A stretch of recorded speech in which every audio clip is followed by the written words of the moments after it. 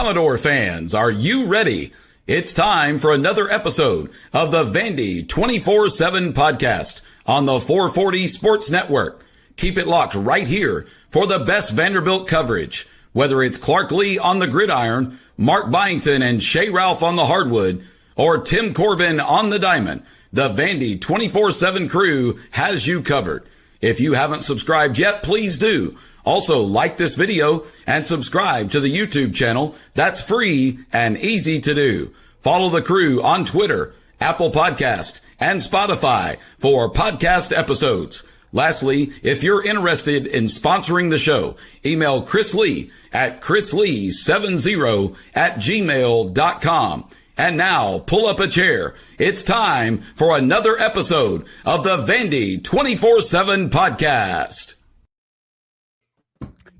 Good morning and welcome into Vandy247 Live alongside Luke Wyatt and Chris Lee. I'm Billy Derrick, and gentlemen, it's week one. Vanderbilt and Charleston Southern kicking off Saturday at 6 o'clock. We will dive into that matchup, probably not as deep as we would for the Virginia Tech game, but we will dive into the game and talk about some expectations, and we got a lot of mailbag questions, so we'll get to all of those. Before we do any of that, though, I want to tell you about Bulovas Wealth Management of Raymond James, courtesy of former Vanderbilt kicker Joe Bulovas. If there's one thing we all share, it's that our lives are all unique. At Raymond James, they believe that's worth celebrating because financial planning isn't just about numbers and figures. It's about creating the life that you envision. So whether you're building a future or preparing for retirement, a Raymond James financial advisor can guide you each step of the way, all while following a plan that's uniquely yours. That's life well planned. Give Joe a call, 615-645-6742. Raymond James Associates, Incorporated, member New York Stock Exchange, SIPC.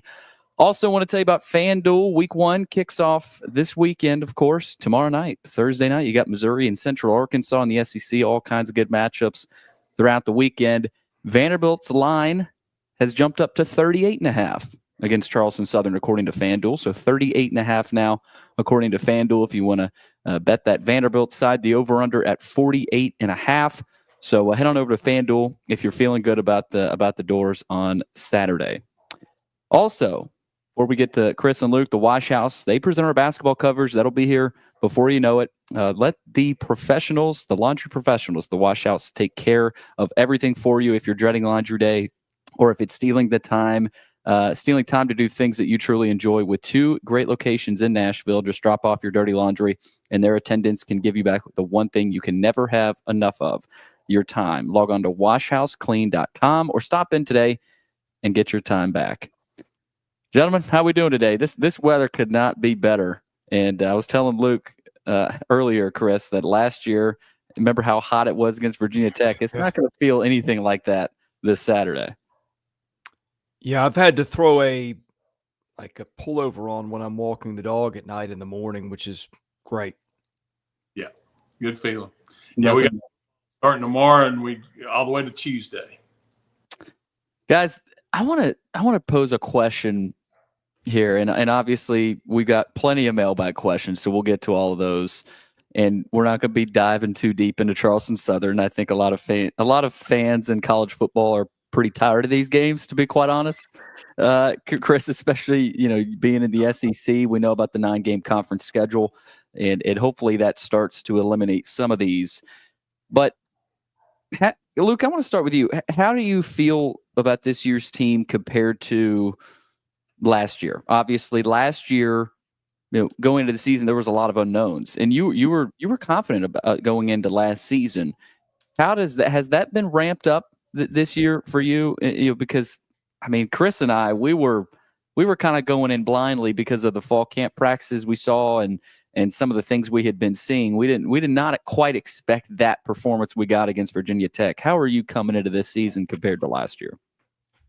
Well, not that I'm a know-all, but last year, even though practice didn't look great at times, you still didn't see the ball hitting the ground a lot. And that's one of the main things. If you're watching practice and you're watching the offensive side of the ball, if guys are catching the ball and it's not hitting the ground, then you're still going to be okay, no matter if there's other hiccups like jumping off sides or, technical pre-snap penalties. Those are all correctable. I could tell that we were better. I didn't know how much better, but I felt like we were a lot better, and at least to the point where we could get 5 to 6 wins. I think this year there's another step this team should, and I think will take. Even though the schedule's, again, a monster, I think that this team, and we'll find out Saturday. And the reason why I say that is because even though it's Charleston Southern and we're a huge favorite, we haven't taken those games by the horns and blown people out like Ball State or whatever it may be.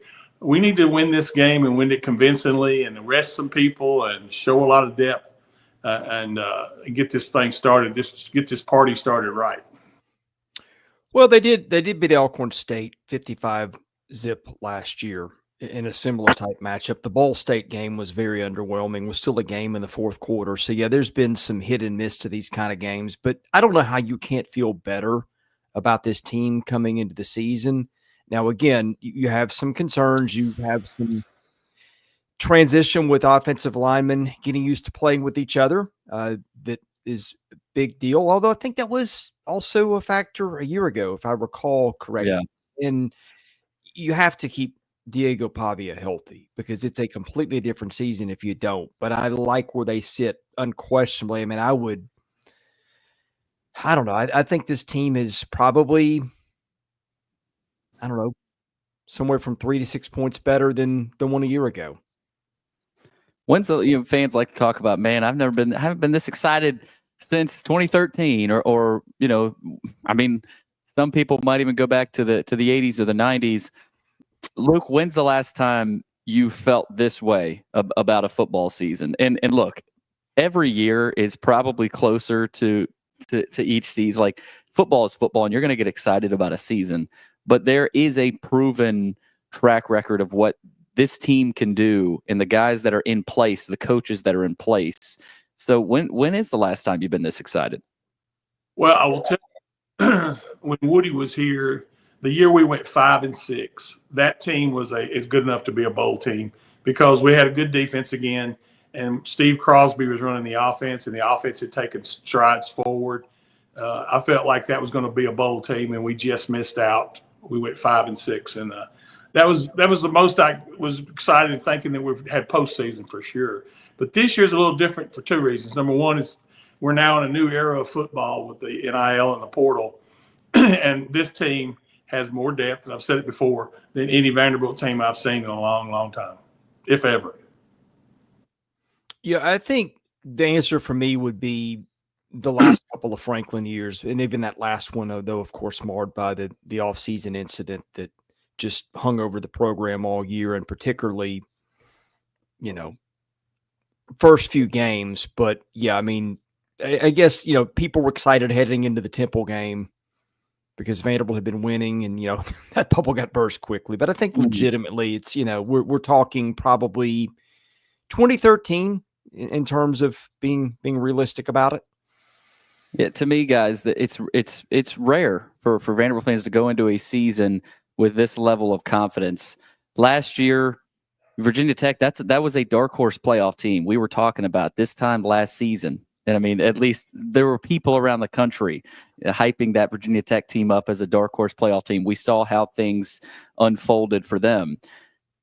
But how many seasons do Vanderbilt fans get to go into a football season this way, thinking this way? It's not many. So, Luke, in my mind, like that Temple season, Chris, you mentioned that. How long were you on Vanderbilt's campus that night? The answer to your first question is you get one of these about once a decade on average over the last 50, 60 years. So enjoy it. Hopefully you get another one in the coming years. It won't be next year, but yeah, gosh, that night, man, I think I was doing radio at the time. I think I left radio and went to the stadium. They had the rain delay. I'm going to guess I got into the building at 5 and left it at, I don't know, 2, whenever, 1:30. That impending disaster potential is not there. Obviously, it's an FCS program. It's Charleston Southern. They're 1-11. But, I mean, we saw the ETSU game. We've seen games against FCS teams that were close. The last time Vanderbilt played Charleston Southern, Luke, That was almost a win for the Buccaneers on Vanderbilt Field, if you don't remember. So that's what I'm trying to hit on. This is rare.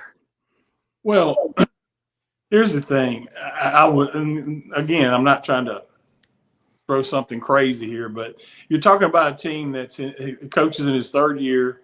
He has totally changed his offense. They're now going to run more of a pro style. And that usually is a problem the first year when you change things. Now, he's got a quarterback that I think he really likes and a running back. But, they just don't have enough people if we don't go out and lay it on the ground 7 times to compete with us. They don't. The size, the strength, the speed, none of the athleticism. So it shouldn't be a contest after – by 3 quarters, people should be eating their concessions and having a big time and just wait till final score. Yeah, I've dug into their roster and looking at the offense, getting a free kind of a scouting report, for lack of a better term, ready for the site probably today. And boy, offensively, they have got an experienced offensive line. It's rather small. They're changing systems. Their returning quarterback played 1 game a year ago because he was hurt. I mean, it is, yeah. I mean, if they can't handle this one, then I'll have questions. Yeah, and we talked about comparing them to Alcorn State last year. Alcorn State, obviously they were not great shakes. They ended up 6-6 though last year. Charleston Southern finished 1-11 last year, and they actually were predicted to finish behind TSU this year. We know the shape that TSU is in here in Nashville. So that's a little bit of a look. We're not going to be deep diving into Charleston Southern much longer here. Oh, why not? Hey, their quarterback's name is Zoltan. Zoltan. Isn't that like from the movie Big? Luke, remember that? Was it Zoltar or Zoltan? I don't know. I like my version better. But their coach looks like a good dude. He was mentioning how Vanderbilt, this is the biggest Vanderbilt team he's ever seen. He thinks. He was talking about the Linus Zunk and Issa Wataha, and that's what I think you're going to see from a lot of coaches this year. That fans. I always like talking about how coaches talk about Vanderbilt because I think that can surprise fans. Like these football coaches, they're football guys too, and sometimes it takes coaches, the opponent's coach, to say something about your team for fans to fully believe it. But guys, I think Vanderbilt fans who haven't been at fall camp, for us, we're not going to be surprised by a whole lot Saturday. If we're being honest, we shouldn't be, and if we are, it's probably a bad thing. But Chris, I keep going into Vanderbilt. When's the last time? Robbie texted this to us in our thread yesterday too. When's the last time Vanderbilt had this many 300-pounders that could legitimately move and were athletic? I mean, Issa Wataha, I don't know that Vanderbilt's ever had a guy quite like that. So, and that's what Gabe Giardino was talking about, Charleston Southern's coach. This is a big group. This is a physical SEC team. Yeah, they're big and they're old, and that ought to bode well in what has been a line of scrimmage league. I mean, it's going to be a brutal league. I think there's a dozen teams in the SEC that could potentially go to the playoffs if things break right. So I don't think they're in that group, but it does help them close the gap against those teams. And who knows, maybe I'm wrong. Maybe they belong in the lower tier. I don't think they're going to be up there with Georgia and Texas and Alabama and LSU. But, last year showed us that they, a well-run, well-thought-out way to go about business could close the gap a lot more than any of us anticipated to coming into the year. And I'm very interested to see what that looks like in round 2 of that. Yeah, we do have some injuries to talk about, though. Brian Longwell tweaked an ankle on Sunday, as Clark Lee said. Issa Wataha is questionable as well, according to Clark Lee. We'll see how many of these guys end up going. I'm really interested in Eli Stowers. Tuesday was an interesting day with Eli because he spoke to the media an hour before Clark did and said, I'll be good to go Saturday. And then Clark Lee said he'll be questionable. So, I mean, I don't know. I don't know. Obviously, if you probably go by what Clark said, there will be another update tomorrow from Coach Lee. But Bryson Coleman listed as questionable as well. Jordan Matthews questionable, and these are all according to Clark Lee. And Jeremy St. Hilaire also got hurt in one of the practices over the weekend too. So keep track of that. But last question before the mailbag, guys. Are you worried about Eli Stowers? Well, it's a back, from what I understand. You always worry about it's what? It's a back. Oh, wow. Yeah. Because backs are, besides a hamstring, backs flare up probably as much and more repeatedly than anything. I think that's the reason why you don't see Eli Saturday. Whether Eli thinks he can play or not, every kid wants to play. There's no reason to play him Saturday. If we have to have Eli Stowers to beat them, then we got bigger issues. So I don't think he'll play. I don't think you'll see Longwell. I think limited time for Issa and some of these other guys that are banged up. Look, if we were starting the season with South Carolina or Virginia Tech or something, those guys would all play, I think. Yeah, now that I know it's a back, I'm more concerned. But having said that, we did see him standing around a lot at practice late in fall camp, which I would think if your back hurts, just sometimes the active standing makes it more difficult. But yeah, you never want to hear that. I would have rather have heard a mildly sprained ankle or something like that. Yeah, I don't know how bad it is. It could be just, tightness and tightness for a back. If you mess with it, you can miss 3 or 4 weeks. We got a lot more mailbag questions to get to, so we're gonna go ahead and hop into those. And I want to tell you about a few more of our sponsors. The guest line with Chris and Luke every Wednesday with the Roundtable Podcast is brought to you by, as I'm losing my script here, is brought to you by Wobble Bond Dickinson, good friend of the show. They thank the student athletes at Vanderbilt for their dedication, effort, and hard work. Guest line also brought to you by Yeaman Packaging Systems, leaders in end-of-line packaging automation. And now to the mailbag, brought to you by Sutherland and Belk, family-owned injury law firm, sponsoring the chat room. We got a few chat questions as well. We'll get to some of those after the mailbag questions. If you or a loved one has been hurt or in an accident, give Taylor or Russell a call, 615-846-6200 to learn about your rights and whether they can help. All right, here we go. Predictions for game 1 from Steve VU 98. I'm not going to reveal mine because we do have ours coming out in a piece from Robbie there. He's going to combine all the predictions, and I would assume release that some point later this week, either tomorrow or Friday. But I don't even think they're needed. Guys, if Vanderbilt doesn't come out here and dominate this opponent, they do have problems. And, there's some other things that we'll talk about with this game, but you'll see mine. I don't know if you want to give a prediction here, Luke. Sure, I'll say 41-10. 41-10? We'll save ours, Billy, as you said, but let's just, I think we've seen each other's, let's just say it's safe to say they're low drama predictions. Yes. C-Perk, what are you looking for in the Virginia Tech South Carolina game, which Vanderbilt fans should be watching because they play both those teams in the first 3 weeks of the season. And I was talking about this with Robbie. When's the last time that happened with any group of 3 teams where, and Vanderbilt probably has the advantage here. You would think you start out with Charleston Southern and the next 2 teams you play, they play each other. And Virginia Tech, obviously, they'll be coming off that game from a Sunday, a short week. This is a weird kind of triangle of games here.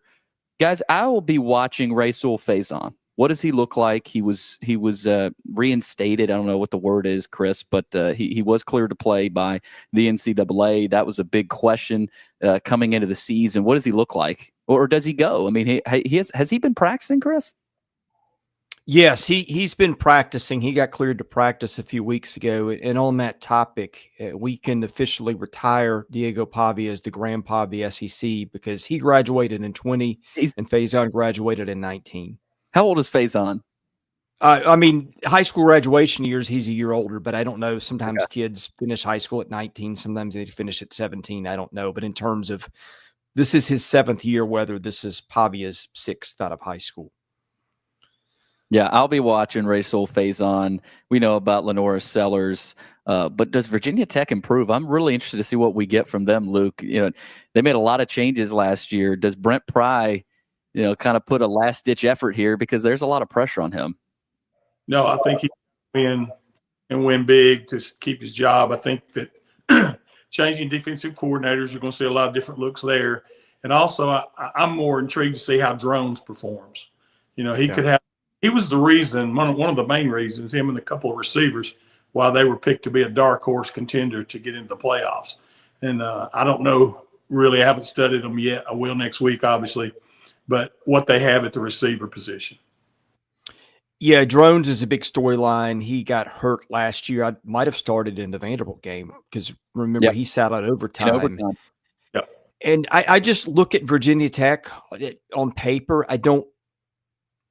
Maybe I'm missing something. It doesn't feel like that's as good of a roster as maybe you're seeing projected some places. Phil Steele said this is a better team than last year. I don't understand that one bit.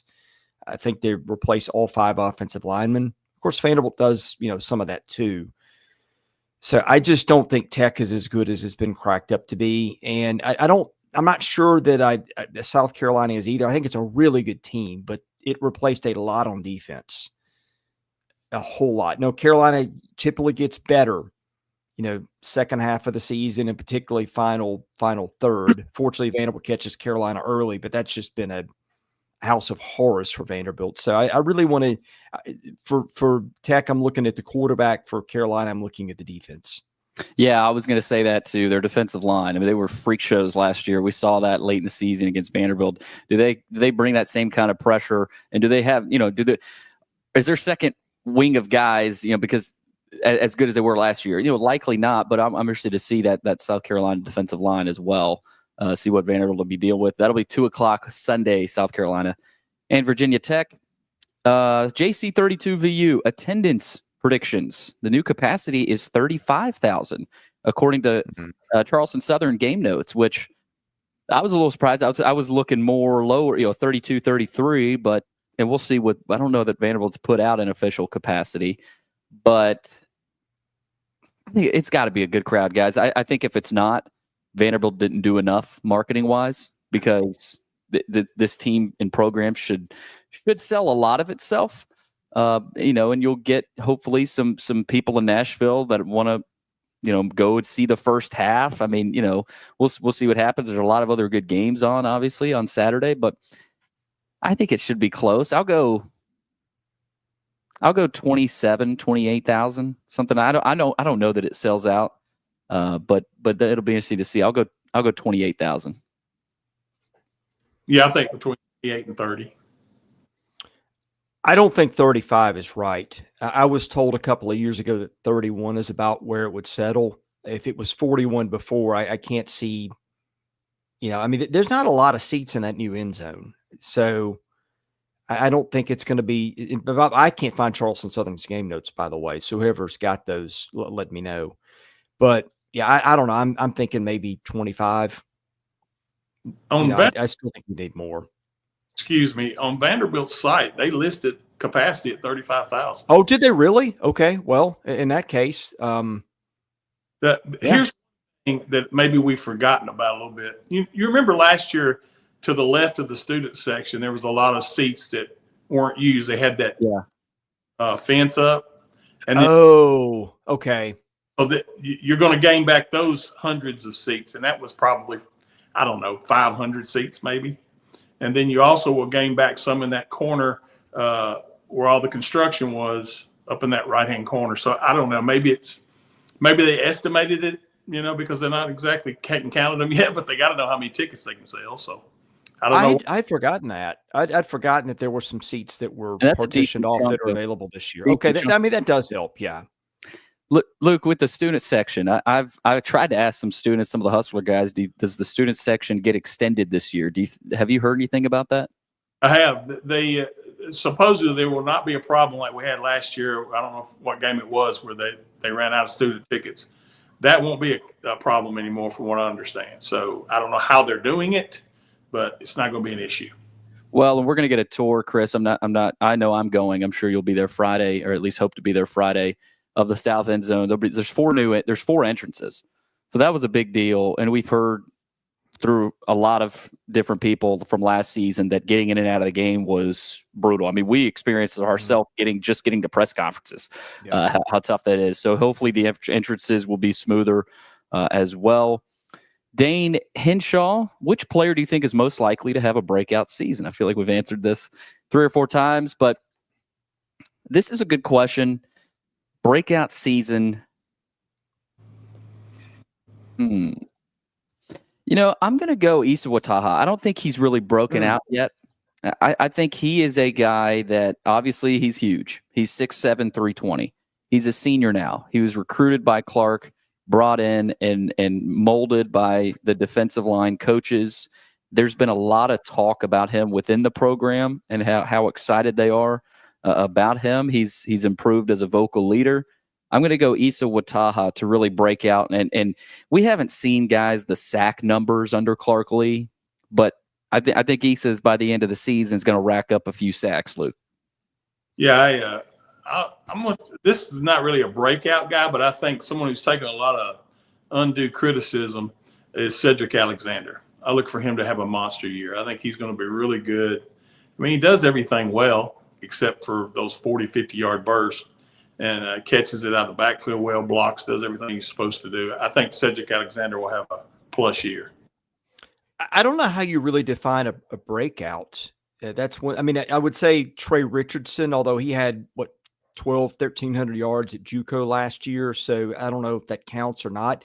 That's a hard question to answer. And I'll tell you why. You look at how old they are. I had some stats on 247 yesterday. I don't have them in front of me. You can go look on the front page. It's free content, which, by the way, subscribe if you don't mind. That helps us out. It doesn't cost that much, but that one is free. And like, this is an unbelievably old team. So like, it's hard to have a lot of breakout candidates when you've got so many juniors, seniors, and graduate students who played a lot of ball before. That is a good point, Chris. Okay, let's go here to Musa. Where's the excitement level among football alumni compared to previous years? Well, obviously Joe Bulovas, he's excited. I don't know, Luke. You know, probably the most alumni out of us three. How have your conversations gone with alums this year? About 10 or 12 that I stay in constant contact with, and of course they're all excited. A couple of them are far away and aren't able to come to games, but we talk a lot and they ask me a lot of questions that if I don't know the answer, I'll fake it. But no, they're excited. They really are. What they're more excited about, and they keep saying the same thing. Chris alluded to it earlier. How do we keep Pavia in bubble wrap? How do we keep him healthy? Because you can go from an 8-4 team to a 4-8 team real quick if Diego gets hurt. Yeah, I haven't talked to a lot. I did have a phone conversation with one a couple of weeks ago who lives out of state, who's planning on coming down for I think all but one of the games. I just still think you do have a lot of players who just kind of checked out. I think usually a lot of cases that the longer they've been away from the program, the more checked out they've been. My brother played golf with one last weekend. A guy from the 80s just said that he just kind of got turned off by everything, I guess 4 and 5 years ago. And I'm sure those guys still watch. And I'm guessing if we look up and they've won 8 games and we're in November, you get a lot of people jumping on the bandwagon, but I still think they get a little bit hurt by their past. What could have possibly turned off an alum? Boy, I don't know. Okay. I do know, but I'll keep it off the program, actually, in this case. No, all in good fun. VU Hicks 66. I like this question. What do you think will be Vandy's first offensive play call? I think it'll be the old read option, Diego, Seti. We'll see what happens.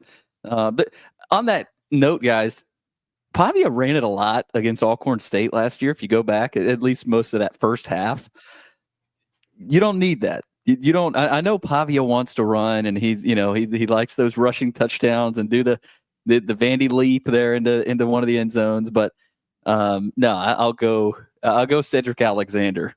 For a few up the middle. 70 blue sky on 2. Billy, I don't think they're going to get Pavia outside a lot and expose him to a lot of hits. I'm guessing it's going to be very vanilla. Yeah. Let's see here. VU Superior 7 series question. Good. We need one of these. Charleston Southern is not good, barely cracking the top 300, ranked 100 spots below Stony Brook and behind teams that I've never heard of, like Bemidji State, Tiffin, and Augustana. in South Dakota. Can we literally just start our second team players and give our guys a rest? If we can't beat them with our second team players, we are in trouble. You're not going to start those guys, but I've said, guys, if a lot of your starters don't play the second half, you've done well. I mean, this team is bad, and who knows? Maybe they're a little bit better from last year, but you were 1-11 last year, so. Well, I mean, you can't start a second team. That doesn't send the message to your team when every coach is trying to make sure you take the game seriously. But yeah, I mean, second half needs to be a lot of guys that we're going to see getting their most playing time on the season. If Lane Kiffin was our coach, I'd say, yeah, we'd put up 70. But because Clark Lee's our coach, he's not out to embarrass anybody. Yeah, I'm interested, though, to see the second team guys. Berlowitz, we talked all about him in fall camp. What does he look like? Because he's going to play, and he needs to play on Saturday night. And what does he look like? MK Young, too. I mean, he's first game action in over a year, guys. And we know about his story. But what does Hudson, give you here early? Do you get anything from Tristan Brown? Some of the reserve offensive linemen too. Because you're going to have injuries on that offensive line. What do you get from Porsche, who was beat out by Cade McConnell this year? Does he continue to compete? Cooper Starks is a guy we got to talk to, Chris. One of the availabilities, really, really fun kid to talk to. What do they look like? So, yeah, I am interested to see what do the second teamers look like against a Charleston Southern team that we know is not very good. So, obviously, that'll be something to watch. Colbrad, Vandy will need a huge transfer class to replace everyone leaving after this season. Not to get too far ahead, but how concerned are you for next year's roster? I mean, right now, it's hard to say. Like, you're not going to have Diego. You're not going to have Eli. You're not going to have a lot of guys. That's a good point. You will lose a lot from this team, but it's too early. It's too early. You never know. You could bring in another Pavia-type quarterback out of the portal, and he could bring some guys with him, and our opinion changes. So, but yeah, Chris, I mean, they're going to lose a lot.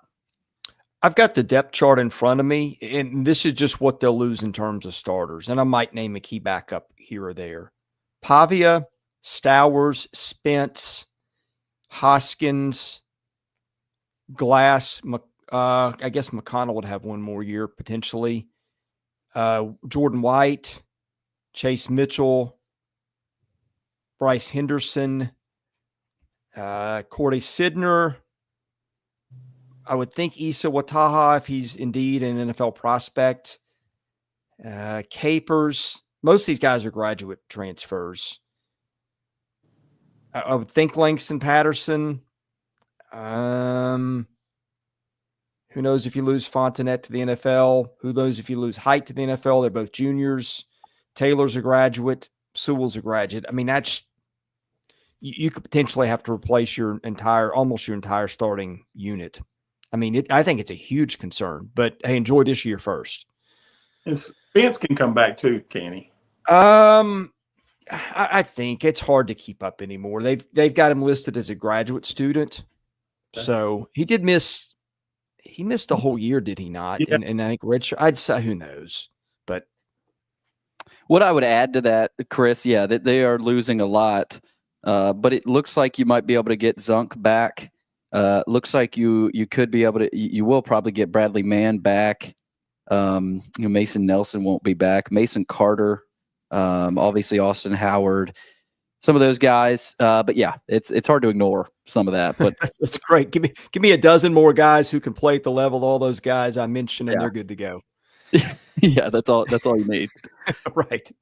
But yeah, let's keep it with this year. Let's see here. Sylvan Park door. Random question for Luke. Tell us about your memories of the 1996 Vandy team. It was a 2-win team. However, they managed to keep most games really close, including the national champions Florida Gators, Peyton Manning in Tennessee, Notre Dame, etc. Is that the best 2-win team ever? It's at Vanderbilt history, yes. Best defense that Vanderbilt, one of the best they ever had. 7 of the 11 starters played in the NFL. So, I don't know if that's happened at Vanderbilt in a long time. So it was defense. You had to hold. I think we averaged like 11 points a game.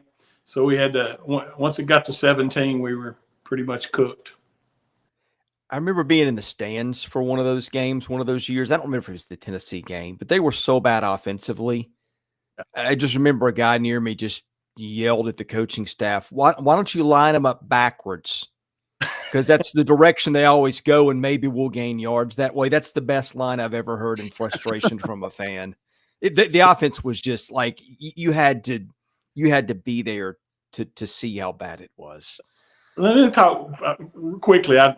Y'all have dragged up some memories. Rod Dowhauer came in. You had an option football team. They ran the I-bone, and he thinks he can take those players and turn it into the West Coast offense. So most of your passes were 5-step, 7-step drops. And by the time these old linemen who've been doing nothing but crab blocking for 2 years or 4 years, all of a sudden now they're expected to learn how to pass block. It was a square peg in a round hole. Yeah, Jamie Duncan, Corey Chavis, that's wild. 7 of 11. They had some dudes on those defenses, man. They really, really did. I mean, if the offense had matched it, they were a playoff level team. Good. That's wild. Okay, let's go to Colombiano Door. Rewatching a lot of last year's offense, it's crazy how much success came directly from Diego's talent.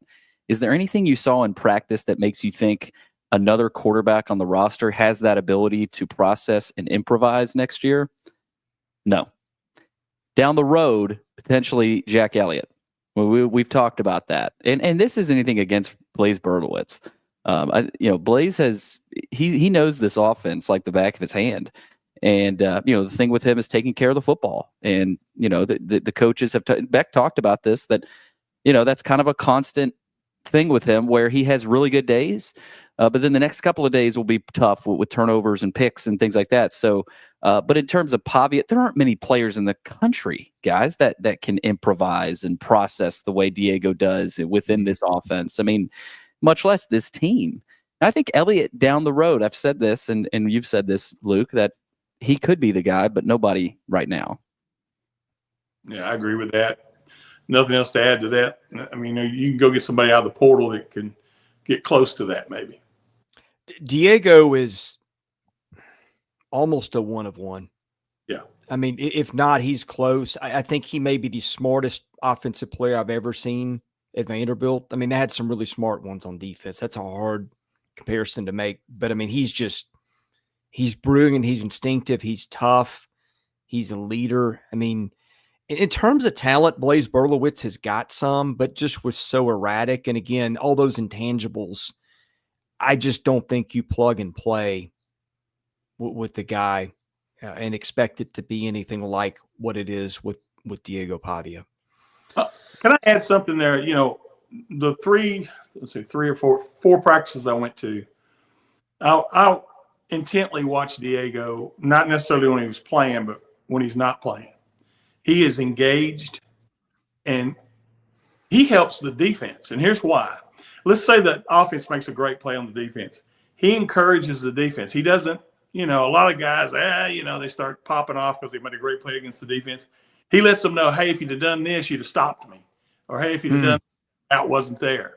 So he's helping the entire team, and that's something that's very rare. He does have an ability. Like I saw him talking to a bunch of the walk-ons during one of the scrimmages on Saturday. Like there's not a guy on the team probably that doesn't have some sort of relationship with Diego. I've noticed that, and even talking to some players on the team just with his personality. By the way, back to 96, Trey says the average score in 96 was 11-21. And that's something. And I wonder if the defense had just anything approaching a capable offense. I mean, that 21 might have been 12 or 13. They just got put in bad spots constantly. And offense ran around 40-something plays a game, and defense was taking high 80s and 90 snaps a game. Yeah. Okay. Colombiano. Was it really that bad? Oh, it was bad. I mean, I'm not I'm not surprised, I guess, but like I never went back and looked up the snap count. That would be astonishing. Horrible. I mean, when I would be at practice, I would watch the offense because I knew what we had on defense. I wasn't worried. I felt like we could stop anybody. But I was watching, I was like, gosh, guys, and I'm no coach, but at the same time, I was thinking, guys, you're trying to put a square peg in a round hole. You got to, right now, we don't have the players to do what you want to do. And it was that simple. We didn't have the players to execute it, and it was going to take 3 or 4 years to do it. This is way off topic, but how much of Vanderbilt's lack of success over the years has been coaching malpractice? Oh, probably 50-50 because keeping a guy too long has always been a problem. So I don't know if you blame that on the coaches or on administration. And then recognizing that you've made a mistake, they did that with Rod Dowhower. He was on, and at Vanderbilt, you usually get 5. No what? But they recognized just how a fish out of water Rod was. I mean, look, Rod Dowhower had John Elway as a quarterback, and he benched him for Turk Schoner. Oh, gosh. Come again? Yeah. Did you not hear that? Yeah. Wow. I don't know, man. My attitude has always been,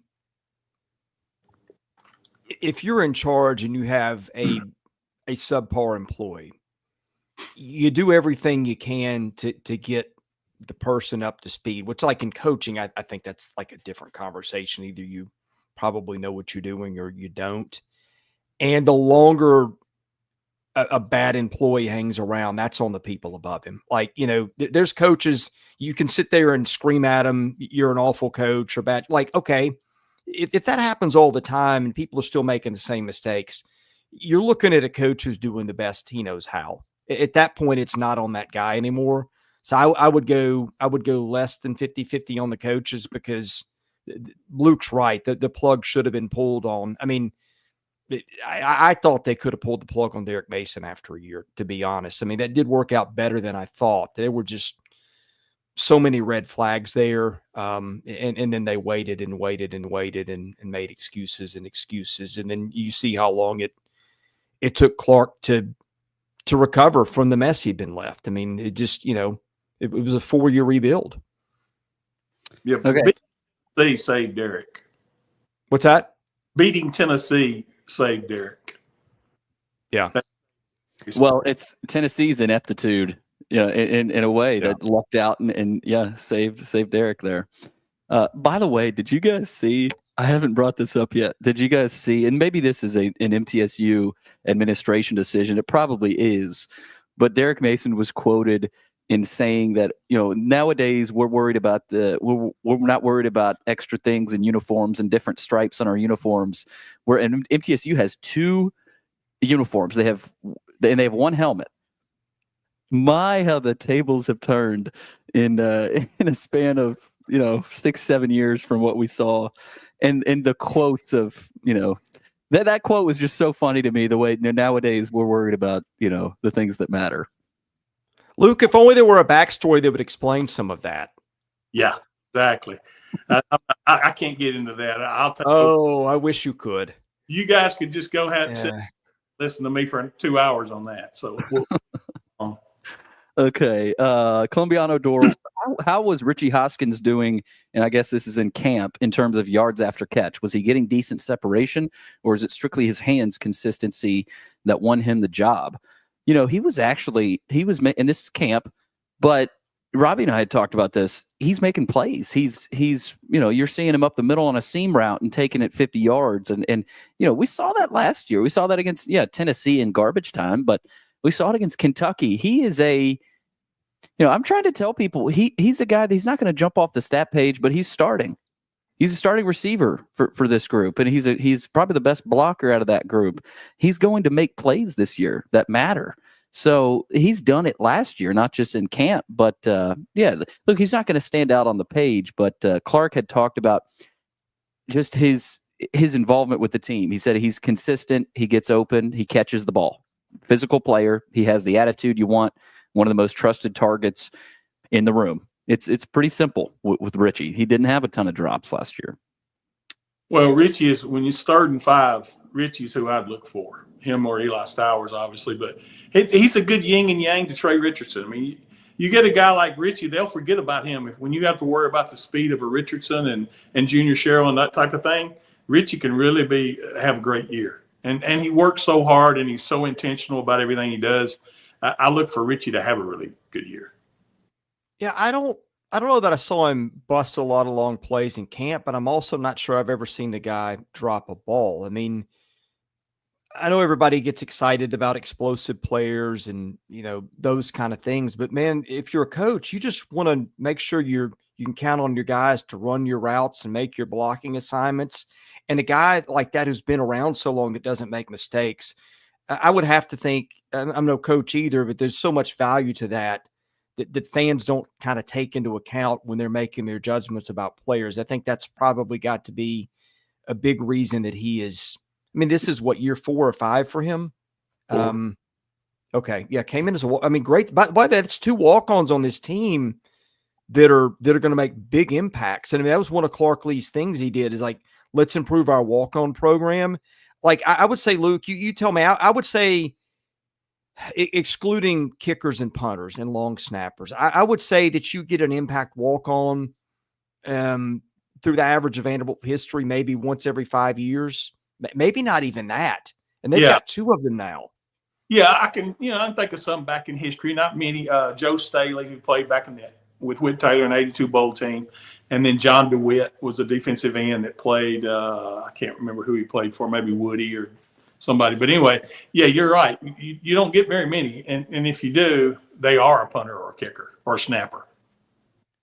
Mr. Peabody, going back in the day, in the modern era, let's say 1960 until now, who was the worst and who was the best head football coach at Vanderbilt? I'm going back to when? I'm sorry. 1960 until now. Oh, okay. Well, the worst situation, and I don't want to call out people, the worst situation was Rod Dowhauer. And you have to say James Franklin because of the 1-loss record, but he was only here 3 years. So, with what he had to work with and everything, he did a great job. And then best. That's what I'm saying. James Franklin would have been the best. Franklin. Sorry, I zoned out there. Yeah, I worked for 11 of them, and I would think Dowhauer put the least amount of energy into it, and James put the most. Hard to argue. Yeah. Okay. Kennedy Mathis, 22. Beyond winning and getting guys early rest in the second half, what's a storyline that could shake out from this game that you would consider a success or a positive? For example, playing time at a position battle, amount of playing time from some guys banged up, attendance, etc. That's a good question. I'm going to stick with, what does Berlowitz show you? And again, we may not learn a whole lot about Berlowitz, even if he plays well. But you want to, as a fan, I think it'll be encouraging to come away from what you saw from Blaze against Charleston Southern moving forward with the season, because we know Pavia is not going to stay 100% healthy all season. So that, to me, guys, I'll go Berlowitz, the storyline of how he plays. I'll be watching that. And, there's a lot of other things to be looking for, though. Well, I agree with the Berlowitz thing, although I think you might see, if things go really, really well, you might see Berlowitz and Dickey. You'd both get to play. Yeah. I don't know. I think Charleston Southern is so bad. Sometimes you see guys that are just average players look like superstars against bad teams. I mean, I'm trying to think of where, like, that's not affected. Like, and probably I'm thinking like kickers and punters. Like, I don't know how good the other team is factors into what you do or do. But like, if we're saying, man, the punter looked great on 5 punts tonight, then that's not the conversation you need to have coming out of game one, or they kicked 8 field goals or something like that. So I don't know. I mean, I think probably the best answer is Berlowitz, and you say you just want him to look like he's competent and not making mistakes. But again, I just think you're going to have to reserve judgment. Okay, Westmead Door. How do you think Tim Beck's offense evolves from what was seemingly figured out by SEC defensive coordinator for the back half of last season? Was it more Pavia's injury and lack of depth limiting it, or does he stick with the same stuff with better personnel? I've said this before. I don't the concept that it was figured out. Yeah, you could say that, but Pavia was not healthy. Cedric was not healthy. Eli was not healthy. There were guys on the offensive line that were not healthy. And yeah, I think it goes both ways. I'm not saying defensive coordinators didn't catch on to what Vanderbilt was doing. You also played South Carolina with 4 top 40 draft picks. And I know you played Alabama in the first half of the season as well, and you played at Missouri. But you played some better teams, and so yes, I think somewhat it was figured out. But when Pavia is not healthy, this team doesn't typically win games, and I think it does really come down to that, and it limits the offense. So, how was it more Pavia's injury? I think it was, and I think it was elsewhere too. Cedric and Eli were banged up too, so that's the good chunk of your offense that was banged up. But yeah, we've talked about this. Well, you talk about figuring out, and I'll bring another team as an example. Josh Heupel's offense is tough to defend, but it was a lot tougher when Hendon Hooker was the quarterback. And since Hendon Hooker, I understand they made the playoffs last year, but they had a soft schedule and they got there, but whatever. But to me, that figuring out stuff doesn't work. It's all about execution, whoever it is. Yeah, I'll defer to Luke on that one. I will say, though, people forget that this defense won them some games second half last year. And that's maybe one thing that's getting overlooked a little bit. Like I said, if Pavia's hurt and done, then forget it. But I wouldn't totally put it past them to be able to grind out a 17-14 against somebody potentially. Now I think again your ceiling goes way, way down, but I think that kind of Pavia got so many headlines last year, and deservedly so, that it did kind of overshadow the part about what happened when he wasn't healthy, which was that they figured out how to win some games with defense and special teams and keep the rest of them close for the most part. Okay, last one here from NBA Door. Please predict over or under average points scored on offense and points allowed on defense using last season's numbers as the starting number. Obviously, offensively, averaged 27 points per game. That was 73rd nationally out of 134 teams. On defense, they allowed 23 points per game. That ranked 50th nationally among teams. This is a good question. I think the defense has got to get maybe closer to that 20-point range, maybe even lower than that. Offensively, 27 points per game is not terrible, but like I said, that was 73rd nationally. So, I think this offense should be able to put up more points this year. So I would honestly go closer to 33, 34 points per game on offense. So I don't know, guys. You said maybe on defense better than last year, Luke. You had said something a couple of weeks ago. Yeah, I think that they'll be at least 3 to 5 points better on defense. Now, Chris just brought up something, offensively, I just feel like this team is going to be 30. Gosh, because you got to throw in, for instance, let's say we beat Charleston Southern about 50. So that's going to count, obviously. So let's say 35 points a game, because I think there's 3 or 4 games will ring up a lot more than 35. I'm going to go closer to probably 30 and 22.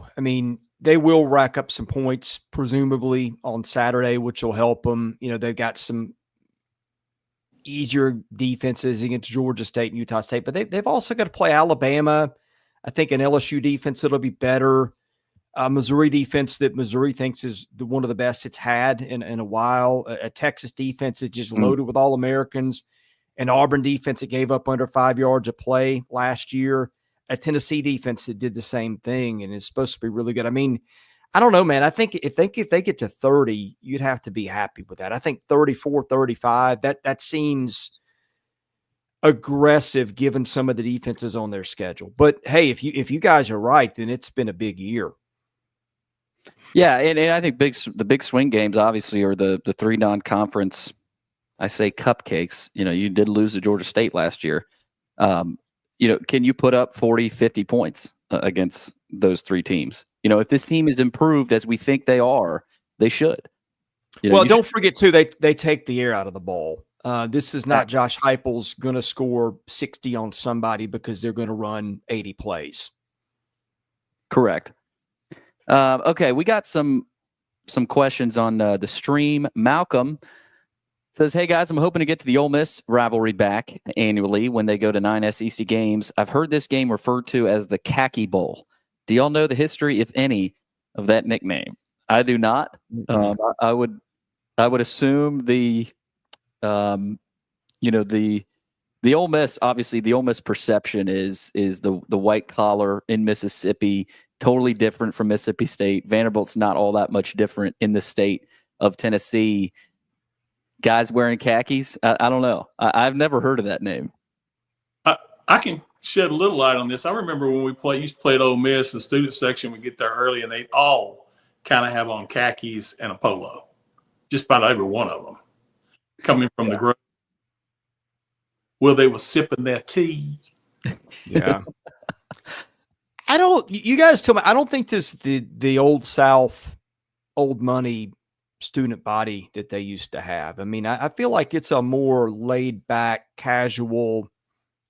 I think the demographic has changed a lot just in the last 10 to 15 years. Yeah. Yeah. And I was talking to somebody the other day, like Vanderbilt, when there were 10 teams in the league, Luke, like Vanderbilt and Alabama played every year. And that was a rivalry per se. Vanderbilt Ole Miss, obviously, they played consecutively for 40 years. And obviously they ended that. But I think I forget. And sometimes I don't realize I do need history lessons on, Vanderbilt and Ole Miss, they would play every year. And that would be a fun rivalry. Vanderbilt, Alabama, even though Alabama would win every year. So those are things you forget about. Also, Cameron, how do you think the crowd size will be Saturday? We talked about this. I think you got to be close to a sellout. I don't see why it wouldn't. Let's see here. Midge says it's showing stadium capacity at 35,000, which is about 3,000 more than I expected. So yeah, we cleared that up, and I want to make sure we get all these questions. I think we did. And Justin, to quote someone from the Ghosts of Vanderbilt past, have fun and expect to win. Yeah. I think we've heard that one before. Yeah. Well, guys, week 1 is here. Vanderbilt, Charleston Southern. Any parting thoughts? Saturday night should be beautiful. Should be a good crowd, and it'll be fun to see what happens. Yeah, I think my parting thought is just looking forward to seeing actual games, and that includes the best week 1 schedule in college football that I remember in a long time. And it starts early too.